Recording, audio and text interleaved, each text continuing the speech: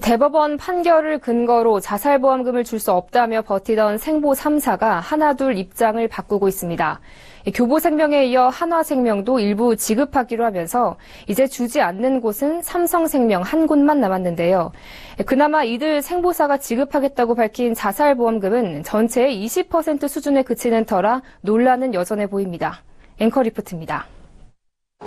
교보생명에 이어 한화생명도 소멸시효가 지난 자살보험금을 일부 지급하기로 했습니다. 1,600억 원으로 자살보험금 규모가 가장 큰 삼성생명 한 곳만 보험금 지급과 관련한 결정을 내리지 못했습니다. 다만 한화생명은 앞서 교보생명과 마찬가지로 2011년 1월 이후 청구가 들어온 건에 한해서만 자살보험금을 전액 지급하겠다고 밝혔습니다.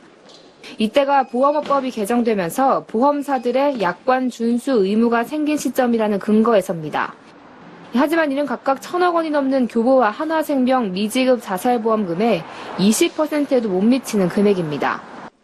금융감독원의 강력 제재를 피하기 위한 꼼수라는 지적이 나오는 이유입니다. 이들 생보사는 대법원에서 소멸시효가 지난 자살보험금은 지급하지 않아도 된다는 판결이 났는데도 이를 전액 지급하는 것은 주주들에 대한 배임 문제로 이어질 수 있는 만큼 합리적인 선에서 보험금을 지급하기로 했다고 주장합니다. 교보생명의 경우 외국계 자본과 사회이사들의 반대 때문에 일부 지급하기로 한 자살보험금을 보험금이 아닌 위로금 명목으로 지급할 방침입니다.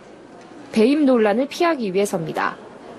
그러나 알리안츠생명과 현대라이프는 외국인 대주주 설득을 통해 뒤늦게나마 이사회에서 소멸시효가 지난 자살보험금을 모두 지급하기로 의결한 바 있습니다. 물론 생보 빅3의 미지급금 규모는 3,800억 원으로 타 보험사에 비해 크긴 합니다. 하지만 그렇다고 해서 자살보험금을 전액 지급하기로 한 다른 생보사에는 없던 배임 문제를 거론해야 할 이유가 될 수는 없겠죠. 이들 보험사가 계약자에 대한 피해 구제 의지가 부족한 것은 아닌지 의문이 드는 대목입니다. 서울경제TV 정한입니다.